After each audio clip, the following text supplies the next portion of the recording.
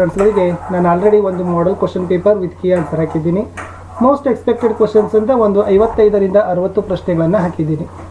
ಇಲ್ಲಿ ಇನ್ನೊಂದಿಷ್ಟು ಕ್ವಶನ್ಸ್ಗಳು ಮತ್ತು ಆನ್ಸರ್ಸ್ಗಳಿದ್ದಾವೆ. ಭಾಳಷ್ಟು ರೀತಿಯಾಗಿರ್ತಕ್ಕಂಥ ಟ್ರಿಕಿ ಆನ್ಸರ್ಸ್, ಟ್ರಿಕಿ ಕ್ವಶನ್ಸ್ ಇದ್ದಾವೆ. ಖಂಡಿತವಾಗಿ ನಿಮಗೆ ಡೆಫಿನೆಟಾಗಿ ಯೂಸ್ ಆಗ್ತದೆ. ವಿಡಿಯೋವನ್ನು ಹೆಚ್ಚು ಲೈಕ್, ಶೇರ್ ಹಾಗೂ ಸಬ್ಸ್ಕ್ರೈಬ್ ಮಾಡಲು ಮರೆಯದಿರಿ. ಹಿಂದಿನ ವಿಡಿಯೋವನ್ನು ನೋಡದಿದ್ದರೆ ವಿಡಿಯೋದ ಡಿಸ್ಕ್ರಿಪ್ಷನ್ ಬಾಕ್ಸ್ನಲ್ಲಿ SSLC ಪಾಸಿಂಗ್ ಸ್ಕೋರಿಂಗ್ ಪ್ಯಾಕೇಜ್ 23 ಅಂತಕ್ಕಂಥ ಒಂದು ಪ್ಲೇಲಿಸ್ಟ್ ಲಿಂಕಲ್ಲಿ ಎಲ್ಲ ವಿಡಿಯೋಗಳನ್ನು ನೋಡ್ಬೋದು. ಸ್ಪೆಷಲಿ ಇಂಗ್ಲೀಷ್ ಮೀಡಿಯಂ ಸ್ಟೂಡೆಂಟ್ಸ್ ಇದ್ದಾರೆ, ಅವ್ರದ್ದು ರಿಕ್ವೆಸ್ಟ್ ಇತ್ತು. ಮೋಸ್ಟ್ ಇಂಪಾರ್ಟೆಂಟ್ ಕ್ವಶನ್ ಬರ್ತದೆ, constitutional and legal measures to eradicate untouchability ಅಂತ ಇದೆ. ಸೊ ಮೋಸ್ಟ್ ಇಂಪಾರ್ಟೆಂಟ್ ಇವುಗಳನ್ನು ನೋಡ್ಕೊಂಡು ಹೋಗಿ. ಇನ್ನೊಂದು ಕ್ವಶನ್ ಬರ್ತದೆ, mention the reasons for the failure of the revolt 1857 ಅಂದರೆ 1857ರ ದಂಗೆ ವಿಫಲತೆಗೆ ಕಾರಣಗಳು. ಆಮೇಲೆ ಇದು ಅಸ್ಪೃಶ್ಯತೆ ನಿವಾರಣೆಗಾಗಿ ಸಂವಿಧಾನಾತ್ಮಕ ಮತ್ತು ಶಾಸನಾತ್ಮಕ ಕ್ರಮಗಳು. ಮುಂದಿನ ಪ್ರಶ್ನೆ ಸಾಯಿಲ್ ಎರಿಸನ್ ಬಗ್ಗೆ ಬರ್ತದೆ. ಮಣ್ಣಿನ ಸವಕಳಿ, ಕಾಸಸ್ ಇದೆ, ಇಫೆಕ್ಟ್ಸ್ ಪರಿಣಾಮ ಇದೆ, ಮೀಸರ್ಸ್ ಇದೆ, ಸಂರಕ್ಷಣೆಗೆ ಕ್ರಮಗಳಿದಾವೆ. ಮೋಸ್ಟ್ ಇಂಪಾರ್ಟೆಂಟ್ ಇಲ್ಲಿಂದನೂ ಕೂಡ ಕ್ವಶನ್ಸ್ ಬರ್ತದೆ. ತಾವುಗಳು ಆನ್ಸರ್ಸ್ಗಳನ್ನು ನೋಡ್ಕೊಡ್ರಿ. ಇನ್ನು ಫಾರೆಸ್ಟಲ್ಲಿ ನೋಡೋದಾದರೆ ವಿದ್ಯಾರ್ಥಿಗಳೇ ಅರಣ್ಯಗಳು ಅಂತ ಬರ್ತದೆ. ಅಲ್ಲಿ causes of destruction of forest ಅಂತ ಬರ್ತದೆ. ಅರಣ್ಯ ನಾಶಕ್ಕೆ ಕಾರಣಗಳು. ಮುಂದೆ ಮೆಥಡ್ಸ್ ಆಫ್ ಫಾರೆಸ್ಟ್ ಕನ್ಸರ್ವೇಷನ್ ಅಂತ ಇದೆ. ಅರಣ್ಯ ಸಂರಕ್ಷಣೆಗೆ ಯಾವೆಲ್ಲ ಕ್ರಮಗಳನ್ನು ಕೈಗೊಳ್ಳಬಹುದು ಅನ್ನೋದ ಕ್ವಶನ್ಸ್ ಇದೆ. ಇದು ಕೂಡ ಮೋಸ್ಟ್ ಇಂಪಾರ್ಟೆಂಟ್ ಆಗಿರ್ತಕ್ಕಂಥ ಇತ್ತು. ಪಾಯಿಂಟ್ಸ್ ಚೆನ್ನಾಗಿದ್ದಾವೆ, ನೋಡ್ಕೊಡ್ರಿ. ಇದೇ ತನ್ನಾಗಿರ್ತಕ್ಕಂಥ ಆನ್ಸರ್ಸನ್ನು ಬರೀಬೇಕು. ಸೊ ನಾನು ನಿಮಗೆ ಕೊಟ್ಟಿದ್ದೆ ಸುಭಾಷ್ ಚಂದ್ರ ಬೋಸ್ ಮತ್ತು ಬಾಲ್ ಗಂಗಾಧರ್ ತಿಲಕರ ಬಗ್ಗೆ ಬರೀರಿ ಅಂತ. ಸೊ ಇಂಪಾರ್ಟೆಂಟ್ ಇತ್ತು. ಇಲ್ಲಿ ಕೂಡ ಸುಭಾಷ್ ಚಂದ್ರ ಬೋಸ್ ಮತ್ತು ಜವಾಹರ್ಲಾಲ್ ನೆಹರು ಅವರು ಇಂಡಿಯನ್ ಫ್ರೀಡಮ್ ಸ್ಟ್ರಗಲಲ್ಲಿ ಯಾವ ತನ್ನಾಗಿರ್ತಕ್ಕಂಥ ರೋಲ್ಗಳನ್ನು ಮಾಡಿದ್ದಾರೆ ಅನ್ನೋದನ್ನಿದೆ. ಸೊ ಪಾಯಿಂಟ್ಸ್ ಚೆನ್ನಾಗಿದ್ದಾವೆ. ಒಂದು 8-10 ಪಾಯಿಂಟ್ಸ್ ಇದ್ರೂ ಕೂಡ ಖಂಡಿತವಾಗಿ ನೀವು ಇದನ್ನು ಬರಿಬೋದು. Most important doctor BR Ambedkar ಅವ್ರ ಬಗ್ಗೆನೂ ಕೂಡ ಬರ್ಬೋದು, ಅವ್ರದ್ದು ಕೂಡ ನೋಡ್ಕೊಡ್ರಿ. ನೆಕ್ಸ್ಟ್ ಇರೋದು explain the role of moderates in the freedom struggle of India. ಈ ಕ್ವಶನನ್ನು ಕೊಟ್ಟಿದ್ದೀವಿ. ಅಂದರೆ ಭಾರತದ ಸ್ವಾತಂತ್ರ್ಯ ಹೋರಾಟದಲ್ಲಿ ಮಂದಗಾಮಿಗಳ ಪಾತ್ರ ಏನು ಅಂತಕ್ಕಂಥದ್ದಿದೆ. ಸೊ ಮೋಸ್ಟ್ ಇಂಪಾರ್ಟೆಂಟ್ ಆಗಿರ್ತಕ್ಕಂಥ ಕ್ವಶನ್ಸ್ ಇದೆ. ಪಾಯಿಂಟ್ಸ್ ಎಲ್ಲ ಭಾಳ ಶಾರ್ಟ್ ಇದ್ದಾವೆ, ನಿಮಗೆ ಟ್ರಿಕಿನೂ ಅನ್ನಿಸ್ತಾವೆ. ನೀವು ಇದ್ರದ್ದು ಯೂಸ್ ಭಾಳ ತೊಗೊಳ್ತೀರ ಅಂತಲೂ ಕೂಡ ನನಗೆ ಅನಿಸ್ತದೆ. ಮುಂದಿನ ಪ್ರಶ್ನೆ, what are the aims and objectives of UN. ವಿಶ್ವಸಂಸ್ಥೆಯ ಗುರಿ ಉದ್ದೇಶಗಳು. ಇಂಪ್ಯಾಕ್ಟ್ಸ್ ಆಫ್ ಬ್ರಿಟಿಷ್ ಎಜುಕೇಷನ್ ಅಂತ ಇದೆ. ಭಾರತೀಯರ ಮೇಲೆ ಬ್ರಿಟಿಷ್ ಶಿಕ್ಷಣದಿಂದ ಆಗಿರ್ತಕ್ಕಂಥ ಪರಿಣಾಮಗಳು. ಇದು ಕೂಡ ಮೋಸ್ಟ್ ಇಂಪಾರ್ಟೆಂಟ್ ಇದೆ ವಿದ್ಯಾರ್ಥಿಗಳೇ. ಈ ಕ್ವಶನ್ಸ್ಗಳು ಸಹಿತ ಖಂಡಿತವಾಗಿ ಬರ್ತದೆ. ಟೈಪ್ಸ್ ಆಫ್ ಅಗ್ರಿಕಲ್ಚರ್, ಕೈಗಾರಿಕೆಯ ಪ್ರಕಾರಗಳು ಕೇಳ್ತಾರೆ. ಸ್ವಲ್ಪ ನೆನಪಿಟ್ಕೊಡ್ರಿ, ಇದು ವೆರಿ ವೆರಿ ಇಂಪಾರ್ಟೆಂಟ್ ಅದ. 1 or 2 ಕ್ವಶನ್ಸ್ಗಳನ್ನು ನೀವು ಖಂಡಿತವಾಗಿ ಇಲ್ಲಿಂದ ಪಡಿತೀರಿ. ಈ ಕಡೆ ವಾರ್ಸ್ ಇದಾವೆ, ಈ ಕಡೆ ಟ್ರೀಟೀಸ್ ಇದಾವೆ. ಯಾವ ವಾರು ಯಾವ ಟ್ರೀಟಿದಿಂದ ಏನಾಯ್ತಪ್ಪ ಅಂದರೆ ಕೊನೆ ಆಯಿತು ಅನ್ನೋದನ್ನು ಕೊಟ್ಟಿದ್ದಾರೆ. ಇಂಪಾರ್ಟೆಂಟ್ ಇದೆ, ನೋಡ್ಕೊಡ್ರಿ. ಮುಂದೆ ಯಾವ ವಾರಿದ, ಸೊ ವಾರ್ಗೆ ಏನು ರೀಸನ್ ಅಂತಲೂ ಕೂಡ ಕೇಳಿದ್ದಾರೆ. ಸೊ 1 ಮಾರ್ಕ್ಸಿಗೂ ಇಲ್ಲಿಂದನೂ ಕೂಡ ಕ್ವಶನ್ಸು ಬರ್ಬೋದು, ಇದನ್ನು ಕೂಡ ನೋಡ್ಕೊಡ್ರಿ. ಆರ್ಟಿಕಲ್ಸ್ ಇದೆ. ಸೊ ಮೇ ಬಿ ಆರ್ಟಿಕಲ್ಸು ಕೂಡ ಎಕ್ಸಾಮ್ದಾಗ ಭಾಳ ಕೇಳಕತ್ತಾರ. 1 ಮಾರ್ಕ್ಸ್ ಅಂತಲೂ ಕೂಡ ಖಂಡಿತವಾಗಿಯೇ ಕೇಳಕತ್ತಾರೆ. ಯಾಕಂದ್ರೆ ಈಗೆಲ್ಲ ಡಾಟಾ ಬೇಸ್ಡ್ ಆಗಿರ್ತಕ್ಕಂಥ ಕ್ವಶನ್ ಪೇಪರ್ ಇದ್ದಾವೆ ಭಾಳಷ್ಟು ರೀತಿಯಾಗಿರ್ತಕ್ಕಂಥ. ಮತ್ತು ನಾವು ಯಾವುದೇ ರೀತಿಯಾಗಿರ್ತಕ್ಕಂಥ ಗೆಸ್ ಮಾಡೋಕ್ಕೂ ಕೂಡ ಅವಕಾಶ ಇಲ್ಲ. ಆ ಥರನಾಗಿ ಆಗಿ ಹೋಗೋದು.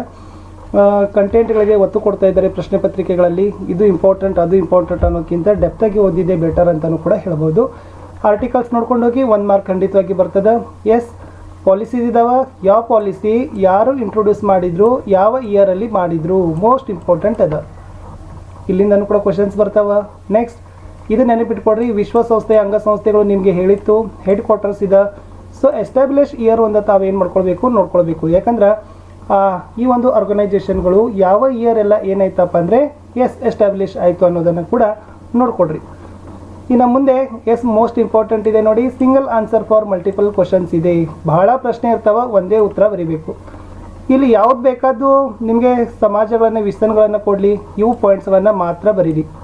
ಅದು ಬ್ರಹ್ಮ ಸಮಾಜ ಕೊಡಲಿ, ಆರ್ಯ ಸಮಾಜ ಕೊಡಲಿ, ಪ್ರಾರ್ಥನಾ ಸಮಾಜ, ಸತ್ಯಶೋಧಕ, ಅಲಿಗರ್, ರಾಮಕೃಷ್ಣ ಮಿಷನ್ ಎಲ್ಲ ಪ್ರತಿಪಾದನೆ ಮಾಡಿರ್ತಕ್ಕಂಥದ್ದು ಇದೆ. ಸೊ ಮೋಸ್ಟ್ ಇಂಪಾರ್ಟೆಂಟ್ ನೋಡಿ, ಟ್ರಿಕ್ಕಿಯಾಗಿ ನಿಮಗೆ 2-3 ಮಾರ್ಕ್ಸ್ ಡೆಫಿನೆಟ್ ಆಗಿ ಬಂತು ಇಲ್ಲಿಂದ ಆನ್ಸರ್. ಇನ್ನು ನೆಕ್ಸ್ಟ್ ಇಲ್ಲಿ child labour, violence of woman, child marriage, female foeticide ಅಂತ ಇದೆ. ಸೊ ಅಲ್ಲಿ ಮುಖ್ಯವಾಗಿ ಇದು ಬಾಲಕಾರ್ಮಿಕೆ ಕೇಳ್ಬೋದು, ಮಹಿಳೆ ಕೇಳ್ಬೋದು, ಬಾಲ್ಯ ವಿವಾಹ ಕೇಳ್ಬೋದು, ವರದಕ್ಷಿಣೆ ಕೇಳ್ಬೋದು. ಸೊ ಇವಕ್ಕೆ ಕಾಸಸ್ಸು ಸೇಮ್ ಬರ್ತದೆ, ಇಫೆಕ್ಟ್ಸು ಸೇಮ್ ಬರ್ತದೆ, ರಿಮಿಡಿಯಾಸು ಸೇಮ್ ಬರ್ತದೆ. ಸ್ವಲ್ಪ ನೋಡ್ಕೊಡ್ರಿ. ಮೋಸ್ಟ್ ಇಂಪಾರ್ಟೆಂಟ್ ಅದ. 4 ಕ್ವಶನ್ಗೆ ಒಂದೇ ಆನ್ಸರ್, ಕಾರಣ, ಪರಿಣಾಮ, ಪರಿಹಾರ ಕ್ರಮಗಳು. ಇಲ್ಲಿಂದನೂ ಕೂಡ ನಿಮಗೆ 2-3 ಮಾರ್ಕ್ಸ್ ಇಂಪಾರ್ಟೆಂಟ್ ಆಗಿ ಬಂದೇ ಬರ್ತದೆ.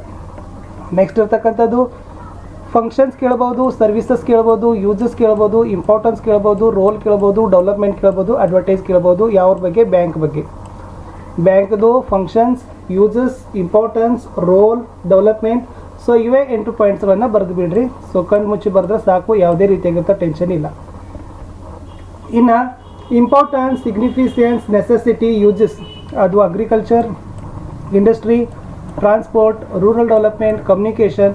ಇಲ್ಲಿ ಯಾವ್ದು ಬೇಕಾದ ಕ್ವಶನ್ಸ್ ಕೇಳಿದ್ರೆ ಇದನ್ನು ಕೂಡ ತಾವೇನು ಮಾಡಬೇಕು? ಬರೀಬೇಕು. ಇದು ಕೂಡ ಮೋಸ್ಟ್ ಇಂಪಾರ್ಟೆಂಟ್ ಅದು. ಇನ್ನು aims and objectives of the ಇಲ್ಲಿ ವಿವಿಧೋದ್ದೇಶ ನದಿ ಕಣಿವೆ ಯೋಜನೆಗಳು ಬರ್ತಾವ. ಅಲ್ಲಿ ಯಾವುದೇ ಒಂದು ನದಿ ಕಣಿವೆ ಯೋಜನೆ ಬರೆದ್ರೆ ಇವುಗಳನ್ನೇ ಬರೀರಿ.